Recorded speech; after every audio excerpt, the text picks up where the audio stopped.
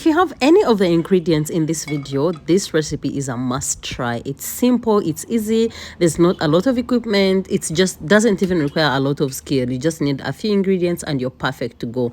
Now we're going to start on by adding some little bit of olive oil, some butter onto a pan. You can use a wok, and we are cooking this on low heat, so we are going to melt the butter. It wasn't melting for me like as fast as I wanted it to, so I decided to help it since I was just there idle watching it take its time, its precious time, because of course it has got a lot of time on its hands and I don't. So anyways, help it around to melt, and then I'm going to bring my washed shrimp or prawns, whatever these are, and add them in. So they've been in the fridge previously, so they have some liquid in them, and that liquid is going to come in handy. I'm going to show you how. We are going to toss this around to absorb the flavor of the olive oil and the butter. We do not want them to brown. If you want yours to brown, then you're going to have to use really high heat and heat up some, heat resistant oil and not olive oil or butter. So we are going to toss this around.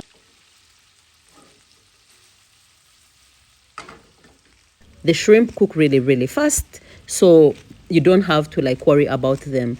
What I'm going to do is just season them with salt and pepper. Today I'm not doing too much because I don't know if I've mentioned yet, but this was like a quick meal for me. It was dinner. I already had some bulgur cooked and I didn't know what to have with it, so I just decided to whip this up. But of course, film it for my girlies who are always looking for a simple recipe any chance they collect. Anyways, our shrimp is ready. It doesn't take that long to cook. Once it turns orange, that's it. So we're going to transfer it into a bowl on the side. I do not want to lose this liquid by cooking it out, so that I can sew the fat again. And I'm going to add on a little bit of butter, just a little bit, to make my garlic and ginger really, really fragrant. Once it has also melted, I'm going to go in with about half a tablespoon of crushed garlic. And then I'm going to also add in some ginger. If you have the garlic and ginger paste already mixed together, perfect. These are so fragrant. It's just a good combo. And yeah, why not?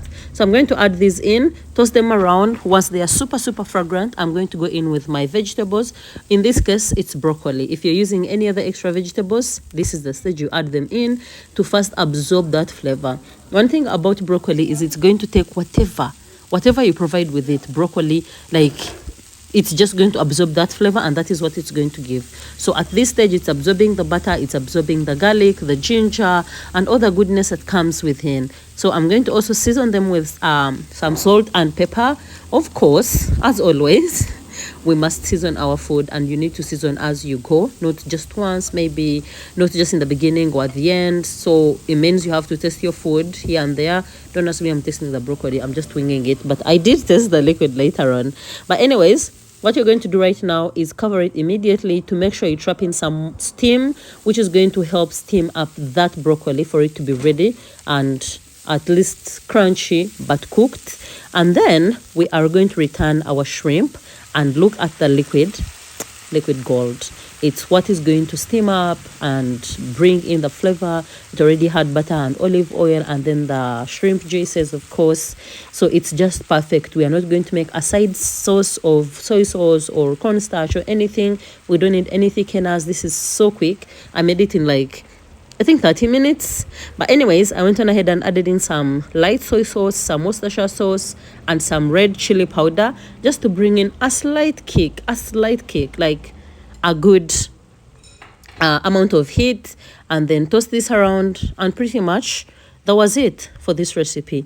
I cooked it a little bit longer until the liquid was thick, and then I served this on top of my bulgur. Bulgur is a type of wheat or a grain that is already pre-cooked for us with the people who manufacture it. Yeah, all you have to do is maybe steam it or rehydrate it with some hot water, depending. I prefer mine steamed though. But yeah, this is our shrimp looking so good. I'm going to add in some coriander leaves, of course, and then I'll be able to serve. If you haven't subscribed yet, my babes, you are hard. You are a very hard person. But look at that sauce, so thick and no thickeners at all. Anyways, time to serve. We're just going to put it on top of the bulgur. Bulgur tends to be rough, tends to be husky, so the juices served on top of it kind of come in super handy. And I feel like it was the easiest and yet super delicious, unexpectedly delicious kind of recipe or meal or dish that I've made. The lemon juice is the top notch. It's like the top tier. It brings out the freshness, and I hope you don't forget it. Okay, bye.